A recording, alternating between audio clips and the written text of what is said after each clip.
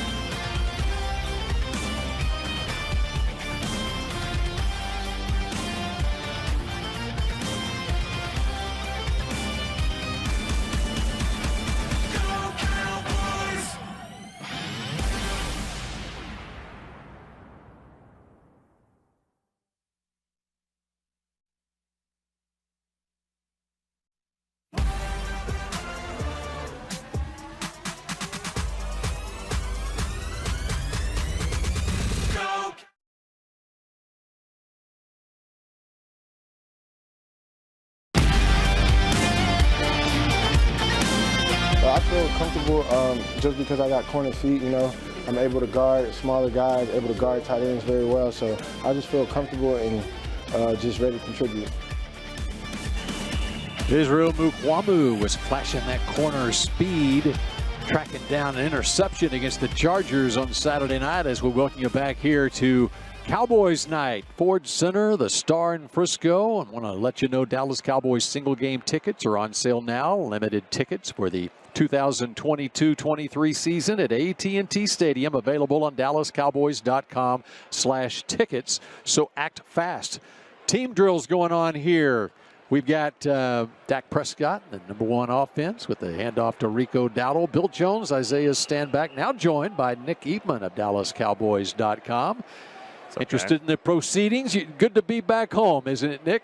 Definitely good to be back home, and it doesn't matter. It seems like we took some of the cooler weather, not cold, but cooler weather with us. So we in the rain too. We didn't have any of that, but no, it's great to be back, and great because when you get back, you know what it means. It means it's getting closer and closer to the season. Yep, and now that we are a week away from Final Cutdown Day, which is on Tuesday, August 30th this year.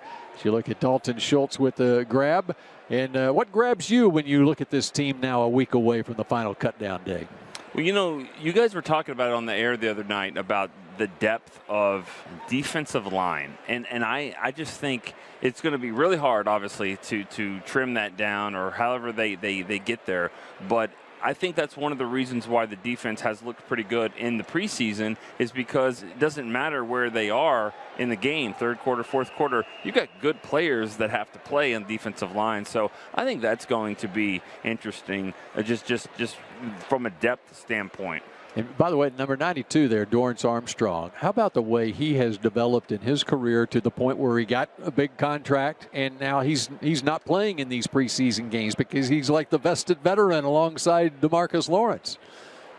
I like him a lot. Dorrance Armstrong has done a heck of a job, obviously. He's earned his right, so much so that they were willing to let Randy Gregory go and trust him, along with others, to fulfill that role. I think that he's continuing to come on strong. Obviously, we talked about his availability, and that's one of the huge things that was in terms of retrospect to him and Randy Gregory. I think he was available for, over 65% of the snaps last year. Right. So he's a huge contributor, not only on the defensive line, and they expect that they have high hopes for him at the defensive end position, but also he's a bones fossil guy in terms of his contributions on special teams. So he's a huge addition for this team. He's continuing to make a big impact. Will Greer, number 15, in at quarterback now. Malik Davis. Will Greer sounds like listening to the coach that they want to play him a lot on Friday night. Yeah, I've seen this happen before. I've seen it play out, and I mean, you can take it all the way back to Stephen McGee and back, I don't know what year that was, 2009 he was the draft pick. Yeah, I remember that he played the entire game. Might have been 2010 or 11 where he played the entire third game, and he won the job. And and he didn't last forever there, but the same with Cooper Rush, that last game. So you could say, well, this game doesn't matter for some. It matters for a lot of people. And, I don't know if Greer will get the entire snaps, but I bet he gets enough to make a decision on.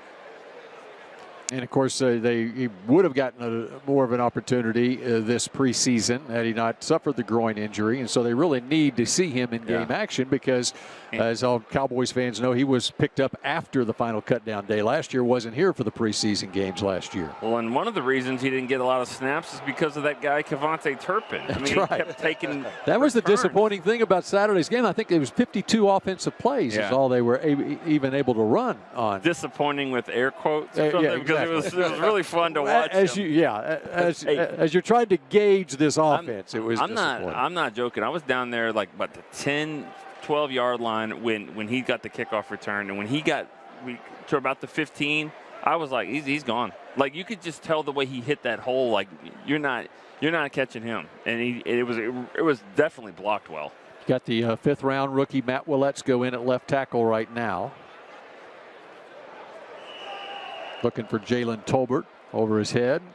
And that's important with Let's Go. Yeah. His left shoulder is where he had the injury. And now he plays left tackle. So knowing that he has to punch with that left hand is very important with those guys coming off of that edge full speed. It's going to get tested. They're going to find out whether or not he's willing to be on the roster or whether or not they need to make some decisions with him and put him on PUP or IR. Look at you, Isaiah. I mean, I know you threw the ball around and you caught it too, but now you're blocking and now you're doing all the. I was on all the special teams. There you go. Trust me, I learned how to do it all. Now Dak in the ones out there with Micah lined up on the right side. Woo.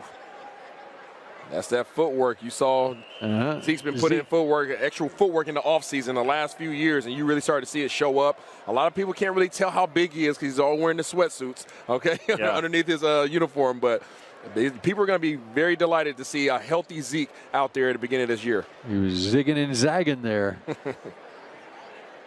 And again, Conor McGovern lining up at left guard with the ones here.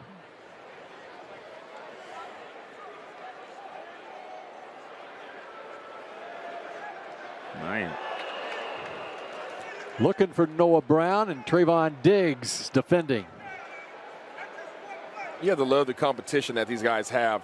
It reminds me of my time when I was here. with the Dallas Cowboys. And offensively, we had a lot of really good receivers. Defensively, we had a lot of good defensive backs. And that competitive nature, it pays off so much when you then take that from the practice field to the games, because you're not having such a huge gap in having to step up for the game, right? You've already been competing at that level all week long in practice, and that goes for every position group. The better, the more competitive each group is, the better your team is prepared to go against the game on Sundays. I always thought that was the best thing that Des Bryant did at training camp.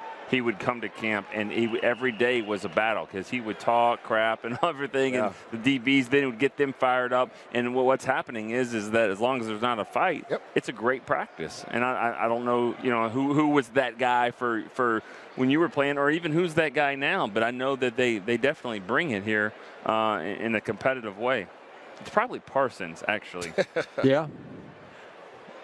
Not as vocal as Dez, but he just. But just his presence. Yeah. I mean, he just had carried he walks into the room or onto the field with a certain swagger about him that gets people's attention.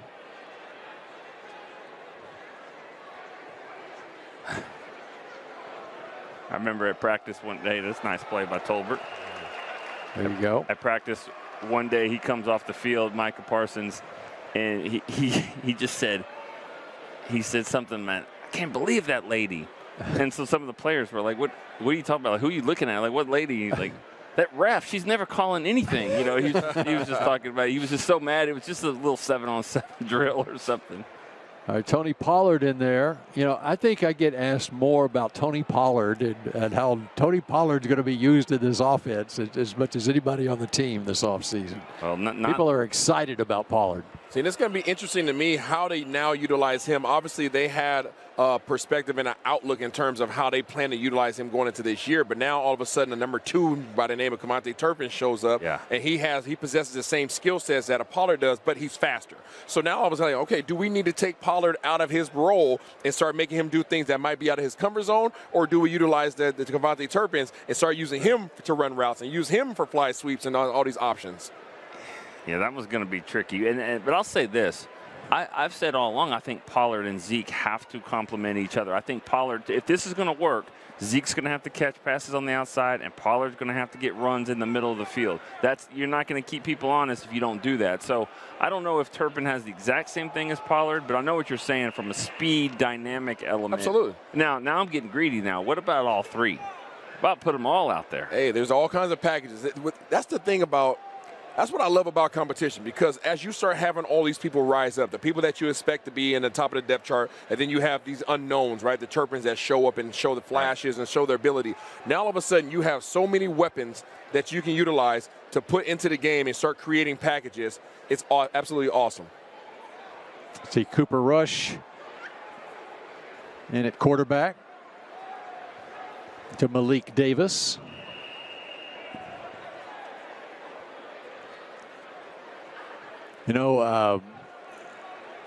It's just one of the things about the preseason is just the nature.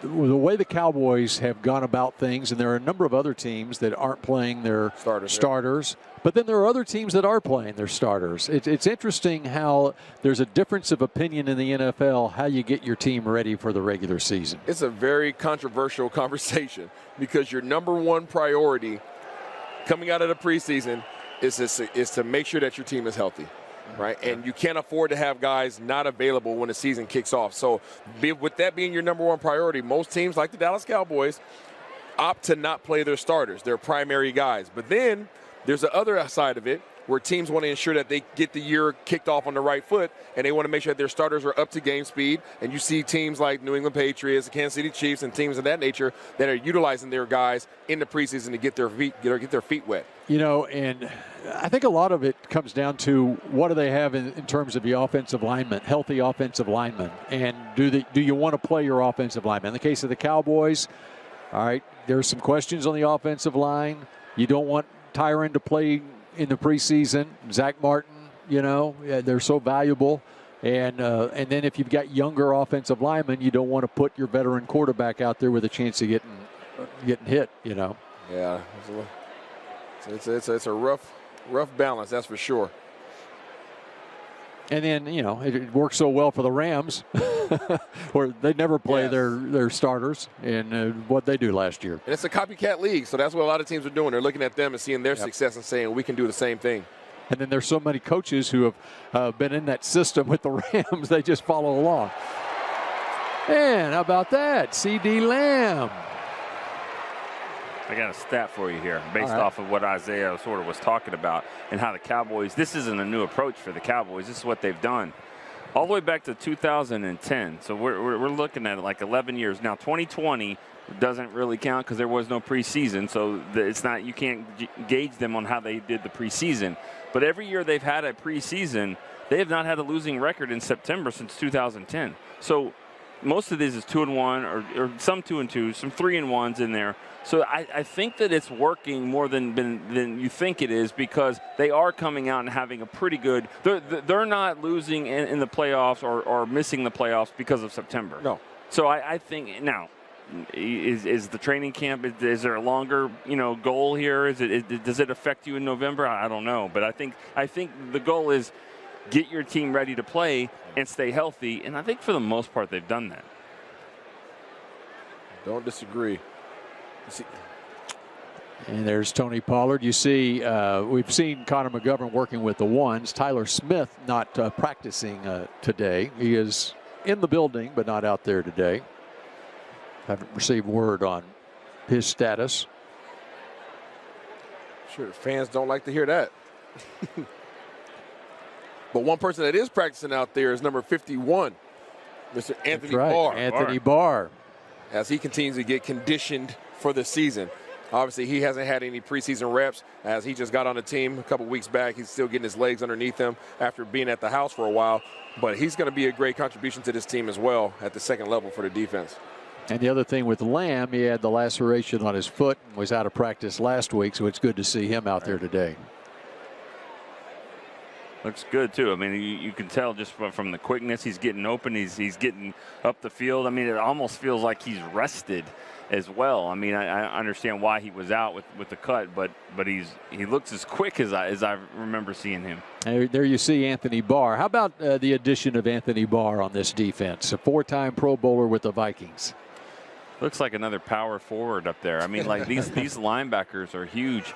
Micah's the one that's not, overly big, but like just looking at Barr and Van Der Esch, he's got a lot of size, but I think more than anything, Isaiah, is the flexibility of what you can do with Barr and Parsons and move them around and who's rushing. Is it you? Is it me? Is it both of us? It's kind of a scary deal if he's playing to the level that we think he can play. Dan Quinn's defense is going to look like Frankenstein. Every play is going to look like a totally different package.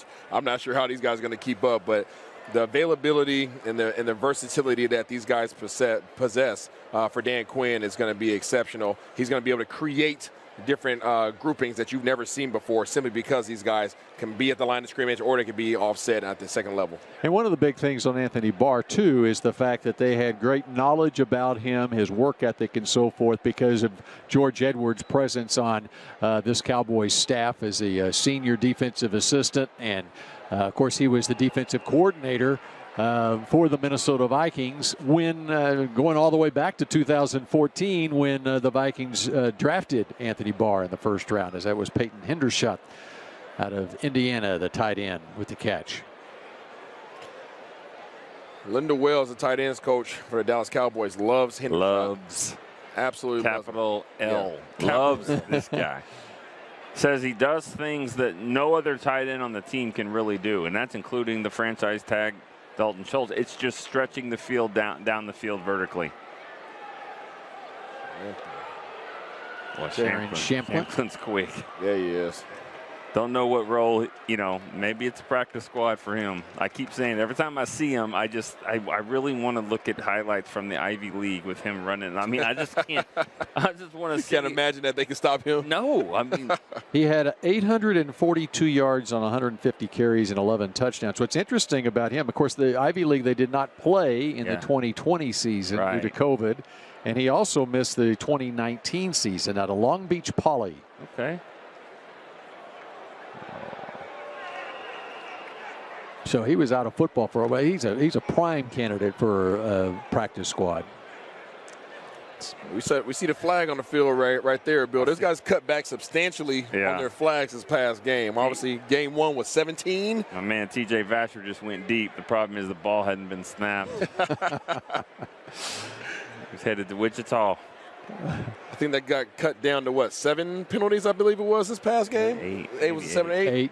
8. Basically cut it in half. Cut it in half? Less than half, yeah. Progress. So Progress. It wasn't the best, though, because you look at the Chargers had 3, and I heard you on the broadcast a couple of times that Turpin's – here we go. Oh, Hendershot. Turpin's second touchdown, it was a little iffy. Yes. I think it was my man Hendershot with a borderline block in the back. It's all right, though. When you got a return guy like Kevontae Turpin, there's going to be a lot more time spent in practice and special teams and making sure that there are no blocks in the back or holding calls on special teams. Nick Eatman, we appreciate it. Right. And we've got much more from Cowboys Night from the Star in Frisco in just a moment.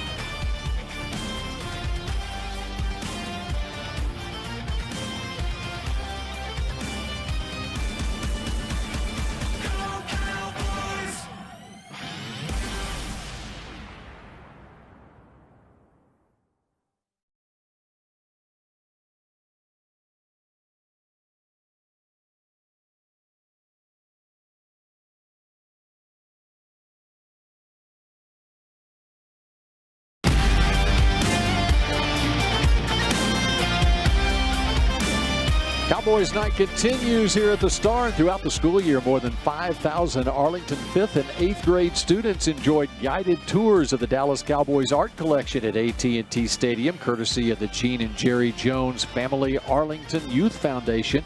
At AT&T Stadium in May, 5th and 8th grade students and their parents for the Arlington Independent School District displayed their artwork. Jessica McCarthy, wife of head coach Mike McCarthy, and Superintendent Dr. Cavazos were in attendance to congratulate the students.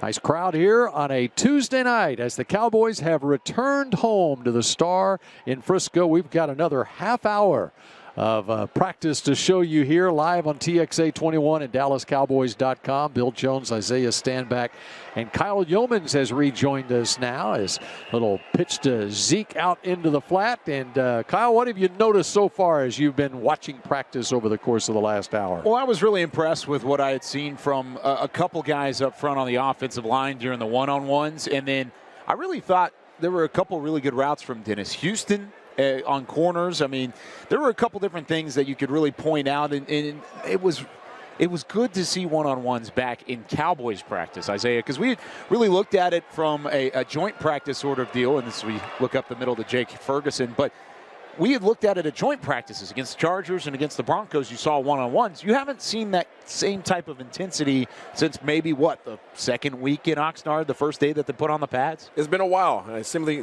because of the fact that, went out there, had the joint practices with Denver, straight into the transition to the preseason game. Then obviously went to L.A. Against the Chargers. So they've been competing against other teams. But now they're back home, and now you're a couple weeks away from your season kickoff. So now you're starting to see a lot more of the ones get the reps, and they're going to start ramping up the intensity because they're going to be facing the best that the league has to face. And there you see Micah Parsons. He got in there real quickly. There were a couple reps. You talk about impressive. Yeah. One-on-ones, he was impressive. There was one where he turned Terrence Steele around. I don't know. I wasn't watching the stream. We were up in the press box kind of walking around, so I didn't know if they got a chance to show it. But throughout practice today, he looks like Micah Parsons. Let's just say it that way. Maybe Micah Parsons times 2. I mean, he's been really, really impressive. Sure there wasn't a dance routine they recited? Are you sure? I'm not. Did you get to see it? Did you see the? I did not. Okay. I did not. It was nasty. Let's say it that way. It was nasty. Well, he is a nasty player, Kyle. He's kind of that dude. That's a nice pass and catch right there. Jalen Tolbert, somebody we've been talking about, needs to continue to be more consistent in his rookie debuts. He hasn't had a lot of opportunities. He had 7 attempts, I think, in the first game that he had against Denver. Two completions out of those 7. Last week we saw some more come his way. I think he just has to continue to try to bring those things down. I think he has a lot of chemistry, and it's starting to fall into the same conversation as a Dennis Houston. I think he has a lot of chemistry with Dak Prescott, but in the preseason it plays against him because he doesn't have that same chemistry with the Cooper Rush and Greer. Yeah, I want to talk more about Micah Parsons here in a minute because that's exactly what you were kind of leading into. But on Tolbert, I mean, early in practice, he had some opportunities that went through his hands. He's getting targeted. Yes, he is. They are peppering the ball to him, and he's going up against Trayvon Diggs. So if you need to see some improvement and you need to see him catch the football against the best of the best, he's doing it against an all-pro throughout this drill, and they continue to feed him the football. Yeah, he is a guy that's continually getting better, and that's what you want to see out of a rookie. I don't care where you're drafted at. Obviously, they took him out in the 3rd, and they're going to depend on him heavily, especially with the uncertainty regarding Michael Gallup and James Washington. Parsons got in there again. You want to go back to what you were talking about with him? Yeah, Parsons, look what he did last year as a rookie.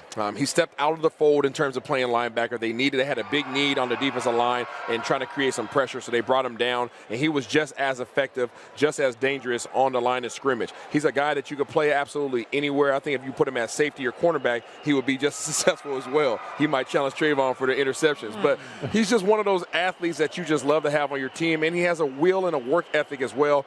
Everybody loves him. He's just that guy that you just play, and I hope that you have him on your roster for his whole career. Throughout this drill, that's the 3rd passes. Look, there's some pushing and shoving between Tristan Hill and Osa Odigizua. A couple defensive linemen getting after it. But that's the 3rd time he's caught a contested ball, Tolbert. And you saw Coach Prince, the first-year wide receivers coach, streaking down the sideline, going to give him a high five. I mean, that's the kind of play you want to see from Tolbert, and the coaching staff has started to take notice, at least here in this session. It's going to be also interesting to see if he makes any contributions on special teams. As we start talking about the depth chart at the receiver position, obviously he's pretty much a lock to make the roster with him being a 3rd-round draft pick. He has time on his side, but he still has to show up and be dressed on game days. And we mentioned earlier that 53 guys make this roster, but 48 guys suit up. Well, you don't want to be a part of those 5 guys that are sitting in street clothes on the sidelines. Cooper Rush in there at quarterback. Rico Dowdle showing some burst there. How about Jabril Cox on defense at linebacker? We saw him for the first time in the preseason on Saturday night. Jabril Cox, I think he's doing great in terms of his straight line, his linear speed. The jury's still out for me, at least, on his ability to be able to move in space laterally. And that's one of the more challenging things when you're dealing with somebody who's coming off of an ACL injury. Yes, he's practicing. Yes, he's playing in some games. Yes, he's doing those things. But is he back to who he was when they drafted him? I'm not sure. That's a big question because that was his strength when they drafted him last season, was they want to see the change of direction. Nice play by Luke Gifford going to the edge. But I really like what I had seen in terms of his, like you said, Jabril Cox, and his ability to go downhill, which is something he wasn't known for at LSU. But with the change of direction and an ACL injury, he's got to get back to what he was, because that was his strength. That was his calling card, was his ability to cover at the second level. He's got to do better at that, even following the injury, because that's how you make it in the league, is you play your strengths to your extra strength. Yeah, and one of the things that, from somebody who's had a lot of injuries, every time I was injured, it forces you to now learn how to be better in other areas. So if you were relying on your speed and your agility and all those things because that was your strong suit, all of a sudden you have an injury that takes that away from you. Now you have to elevate your game into being downhill and coming and being able to fill those gaps and things of those nature that he needed to improve upon. So when he does become 100% healthy, if he's not there already, now that's an added element that he can put into his bag.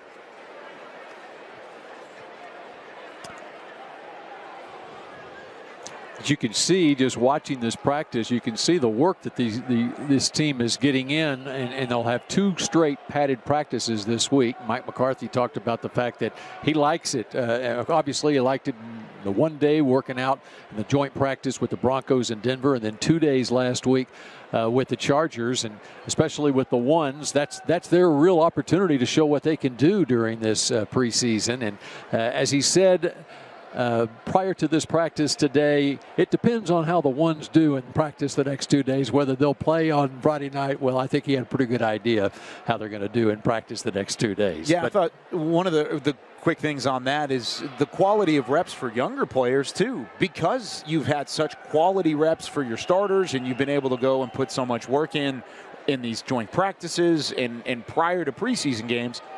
The younger guys, he said he's never seen it before, just how quality of work that these young guys have been able to put in on the road against Denver, on the road against LA, and now you come back home and you'll get to see it again on Friday against Seattle. But he feels good about their readiness at that point, and I think that plays a big factor, is meshing the workload for the veterans in practice and then what the younger guys get during the preseason games. Well, and the other part of that is you've got when you have the joint practices, you got 2 fields going at the same time. It's massive. And one of the reasons that all NFL teams have a difficult time in these preseason games once the 2s and the 3s get in the games, they just don't get very many reps in practice. And when you have more joint practices, they actually have more opportunities then, because there's more time allowed for them to get some reps. You're not alternating. You're not alternating between offense and defense. Everybody's getting work simultaneously, and these guys are getting a ton of reps today. You're talking about the ones and their ability to be ready for week 1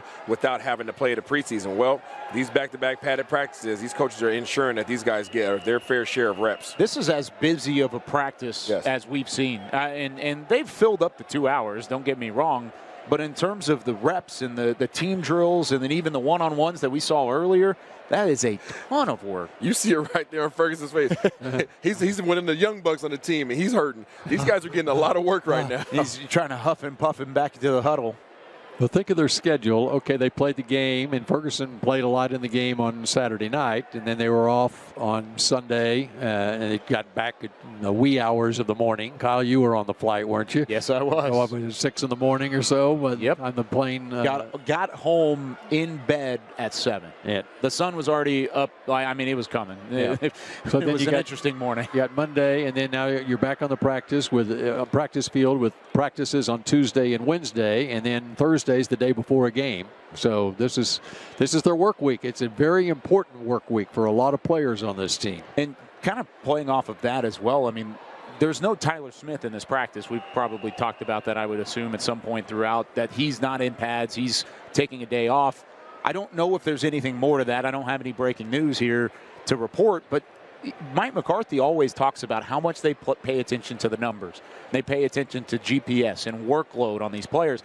Yes, he's a rookie, but he's a rookie that, to a certain extent, is expected to play a massive role throughout 17 games this season. He's played over 100 snaps in the first 2 preseason games. He's played in all 3 joint practices, the 2 in LA, the 1 in Denver. He has had a ton of work. It wouldn't surprise me if a rookie gets a day off. That's a great point. A lot of work. That's what we were talking about earlier. Well, you don't normally see rookies get a rest day, but I mean, you can see that, but especially if they're going to get him work again on Friday. Exactly. Game, you know, or tomorrow. I mean, back-to-back padded practices. He may have just had to choose which one he wasn't going to be a part of, or the coaching staff would have had to make that decision. But then, if he's back in for tomorrow and he's back in for Friday, that's exactly what that was. It's just an opportunity for him to take a load off and to get ready for what could be a long season. So the way they may be doing it here is McGovern has had similar snaps in the games the last couple of weeks, and so Tyler, it might be his day of rest today. He's in there tomorrow, and Conor McGovern will be on the side. Very good point, because you do have that ability to keep those guys in, to allow the guys around them to not suffer from a day off. Because if you had both of those guys out there, you wouldn't give the same work to Terrence Steele and to Tyler Biadasz. Moving forward. But at what point do you make the decision on who's going to be your starter? Because you need the chemistry between Tyron Smith and Tyler Biadasz. Oh, you need to make that decision this week, probably, right? So maybe, let's just speculate that that's the strategy. You give them both a day of practice, and then they got a game on Friday. Are you doing that so that they are fresh and ready to go on Friday to give it their best shot as they battle for the starting position? So if that's the case, I would hate to be Tyler Smith because he has the closest day to the game. But he's younger. Yeah, I was about to say, he just drew the younger straw. The short straw. Conor McGovern has the vet card that he can play. If that is the case, Bill, and you got to give credit to credit where credit is due with Conor McGovern. Tyler Smith came in expecting to win that job, right? You could ask anybody that Tyler Smith was going to be your starting left guard week 1. Conor McGovern hasn't lost that job. This job, the left guard spot, is going to go to whoever wins it. That's a good problem for the Cowboys. It's not who loses that job, who plays poorer than the other one, or more poorly. I don't even know what the correct English there would be. But Conor McGovern has done well enough to this point where he's only given up 2 pressures. He hasn't given up a sack. It's been both hurries in these preseason games, and he's played well enough in practice to where it's not a cut and dry decision. He has battled a first rounder to the brink and making Tyler Smith earn this job because he's played good enough to keep it. I was checking out the Houston Texans, and Kenyon Green, who is the guard out of Texas A&M, who was their first-round draft pick, he hasn't earned the starting position with the Houston Texans yet right now. Now, that doesn't mean, in the case of Kenyon Green, that they've soured on him. And in the case of the Cowboys, just because Tyler Smith doesn't have that number 1 job right now doesn't mean that the Cowboys don't have the same hope for him in his career that as on draft day they expected when they picked him in the first round. No, if you see Conor McGovern out there as the starting left guard against Tampa Bay, he earned it. He earned that job. He allowed himself, because they're not going to throw Conor McGovern out there if he's not ready to be your starter against Tampa Bay when on the other side of the line of scrimmage, you've got Vita Vea coming straight up the middle. It's not going to happen. They're not going to just throw somebody out there for a formality of the veteran winning the job. Conor McGovern's earned it. Especially when you've got a offensive guard who had not played offensive guard until he got into the NFL. Great point. Because he was offensive tackle at Tulsa. And the culture around this organization has changed. There's no more entitlement. There's no more slotting simply because you were a high draft pick. You have to earn your keep. And I think that's a great thing for this team and this organization. What does that say about Kelvin Joseph on the defensive end, though? Oh, my goodness. I think they're going to have some tough decisions to make, Kyle. I think this is a very important week for him. He's not going to be able to be a guy this Friday. He needs to be a dude. So we'll keep an eye on number 1 against the Seattle Seahawks, who, by the way, I think Drew Lock will get a lot of playing time. He missed last week's game. He was on the COVID list last week. The Cowboys are playing on Friday.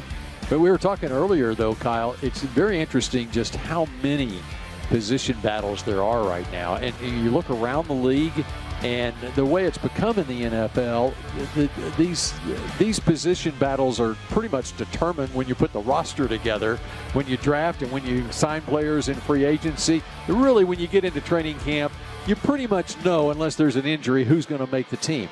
There are a bunch of them that are up in the air right now here in the last week of the preseason. No, I agree. And the fact of the matter is, you're right, is from a generality standpoint, you know what your roster is going to look like. That's why you draft the way you do in April, and then you work your way into minicamp and you work your way into OTAs with that in mind. But you're also assuring what you already think. And some players can change minds of coaches. Look at Dennis Houston.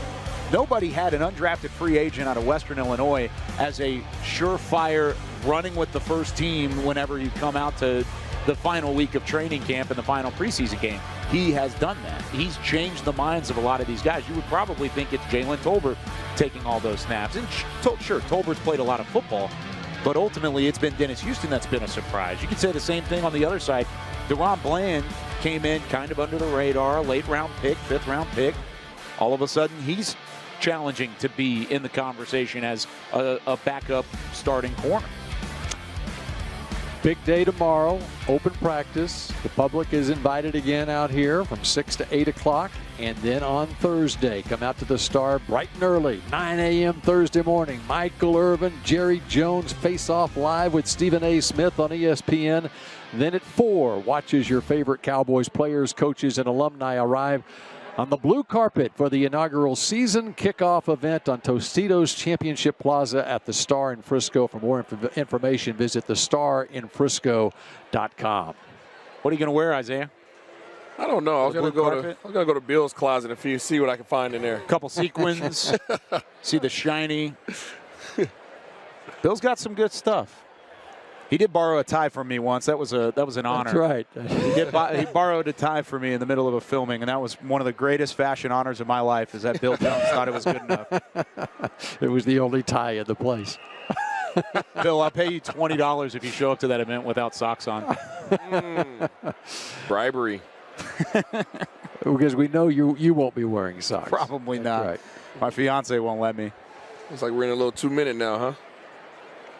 Kind of surprised it's taken this long to get to 2-minute drills. 2-minute end of game. Cooper Rush working it right now. Going deep down the sideline. There's Kelvin. Kelvin Joseph. You want Kelvin to make a play? That's a great interception right there. That was a really good play. Now he just wishes he would have waited to make that on Friday. He can maybe make it on Friday. He just needs to do it again on Friday. Correct. That's a good play. Didn't look like a best ball, though. Yeah, it was a bad ball. So I'll put on his back hip of Brendan Smith. But Brendan Smith, I mean, think about guys like him. All he's done is show up and execute. But even though he's just shown up and executed and done really well in the games, it still most likely is not going to be enough to make the roster here with the Dallas Cowboys.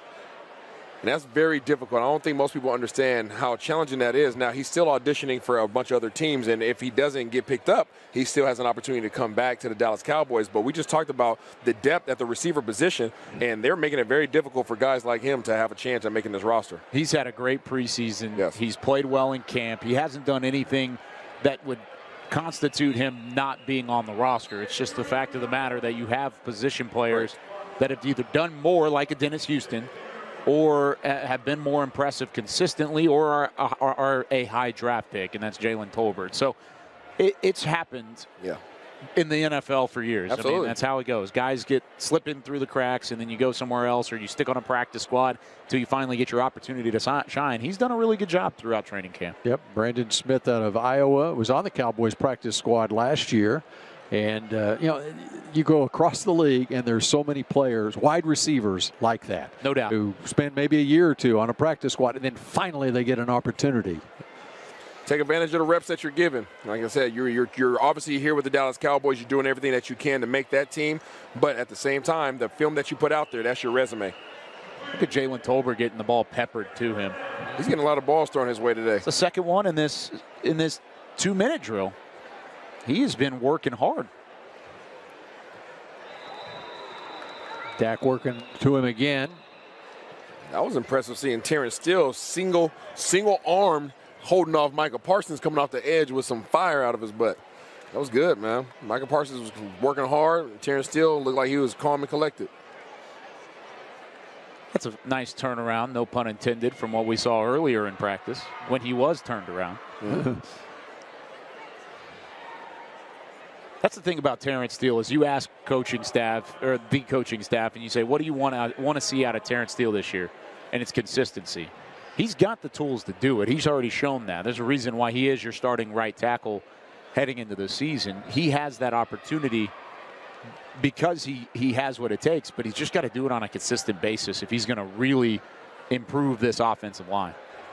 I like his fire. We saw that show up in Denver. Loved every bit of it. Now, obviously, you don't want to see guys fighting and all that, but you do want to see guys stand up for themselves and don't allow their teammates to get disrespected. And that's exactly what you saw at Terrence Steele a couple weeks ago against Denver. All right, we've seen Let's Go in this practice. How concerned are you as we get down to cut-down day at the swing tackle position? I'm a little concerned. I am. If you had to ask me where I'm most concerned on the team, it would probably be the swing tackle competition. And the reason why is because Matt Waletzko looked like the more ready of the two against Josh Ball early in camp. And now Waletzko a bit hindered with the shoulder injury. He's actually practiced quite well today. I've been impressed with what I've seen, of course, knowing that the shoulder injury is there. Contested ball, 3 against 3. Dennis Houston, Anthony Brown. But Josh Ball, he's had every opportunity to win that job. Yes. It's kind of the opposite of what I was talking about with Conor Mcgovern in the early parts of this segment. Conor McGovern hasn't lost that job. Josh Ball hasn't won his. He's had that job. He had the chance to take the swing tackle spot, and now they're pulling a guy back off of an injury, maybe quicker than he's even ready to go with Matt Waletzko, to show Josh Ball may not be able to get the job done this season. Doesn't mean he's not going to have a career in the NFL or that you need to cut him, but at the same time, he's just not ready yet. And if that's the case, I'm worried at swing tackle. That's a position that has been extremely valuable for this team, especially when you have guys like Terrence Steele, Tyron Smith that are going to move around, have some injury history to them. You need a swing tackle. That's a good point, too, because had they been confident in what Josh Ball has shown them to date, then it might have been more apt to go ahead and say, hey, well, let's go ahead and redshirt you. Exactly. But the fact that he's out here playing with a shoulder injury and doing everything he can lets you know that, hey, if you can go, we like to have you. I think it goes back to what we were talking about earlier, Bill. You brought it up. You said, if he can go, great, then let's do it. But if he can't go, then now we know. We can put him on an injured list and maybe go get somebody. They don't want to hear can't go. They want to hear, well, let's go. I love it. That was teed up for you, and you swung and knocked that out of the park, my friend. And it says a lot about him. He knows that this is crunch time right now. If he's gonna be on a 53-man roster this season, he's got to show it this week. Isaiah, you and I got the chance to talk to him earlier in the offseason, and you kind of got that feel. He's a tough guy. He is tough. He's not going to let anything go past him without giving it his best shot. He's a hard worker, and you can see the intensity and the anticipation that he has. He wants to be out there. It's unfortunate that he sustained that injury and it's kept him out of most of this offseason. But, he's going to try everything he can this week, as Bill mentioned earlier. Oh, no. As Bill mentioned earlier, they have to find out over this next week whether or not he can go, because they have decisions to make. There's Donovan Wilson coming across.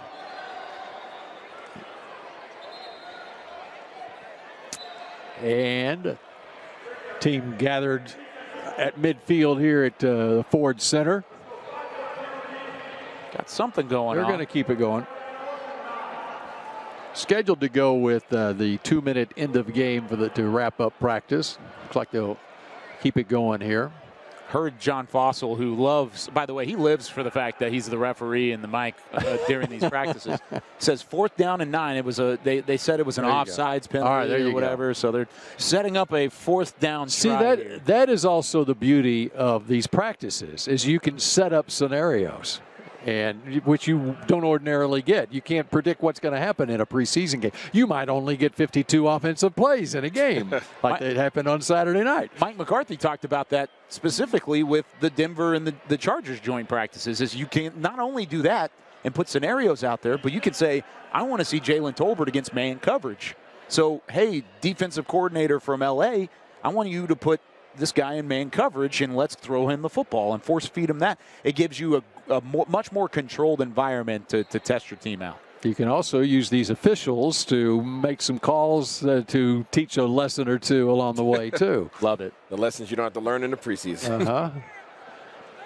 Going deep down the sideline. Is that Houston again? And it's Trayvon Diggs defending. Dak loves Houston. That was a good ball, too. It was. Put it on the money. He dropped it in the bucket. Dak and Dennis Houston have so much chemistry. It's amazing. It's almost unfathomable in terms of that undrafted guy and the top, your top tier quarterback in the NFL having that kind of chemistry. they have no way. They're not invested in him financially.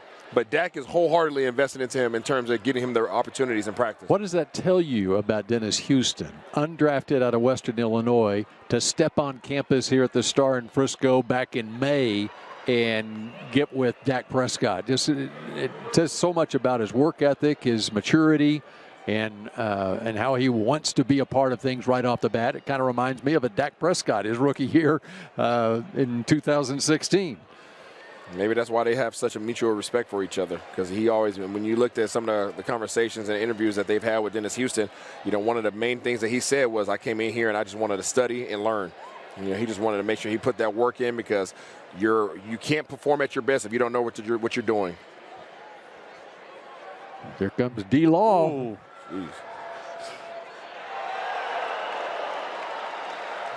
There you go. Cavante. Was it a rib? I think he got the air knocked out of him. Yeah. He got the air knocked out of him. Got the football, though. Yep. And for those that don't know what it is to get the air knocked out of you, you see some lights. I'll put it like that. It hurts. It comes back to you after about a minute or two, but you just need a moment. That's what you see him taking right there. Look at Zeke coming over and giving him props. How about that? That shows the respect that he's earned in such a short amount of time. Look, yeah, he told Britt Brown there, he said, "Wait a minute. Just give me a second." Yeah. Did you have a flashback right there, Absolutely. Isaiah? Yeah, there's Any particular moment? Oh, my goodness. I had Would you like to share? I got the wind knocked out of me just like that in high school, Bill. You go all the way back to high school. And here we go right here. Let's see it. Ball, Dak does a great job stepping up in the pocket, finding a little seam, deliver the ball on a rope. Bam. You see when he landed right on that the ball. Yeah, that all the air in your body is gone. You're gasping for whatever's out there. You see him right there? Ooh, let me just give me a second. You got back up, though, so that's good. I liked what D-Law did on that play, too, ripping in there. Look at the strength there. To the corner of the end zone. No, I don't think he came down with it.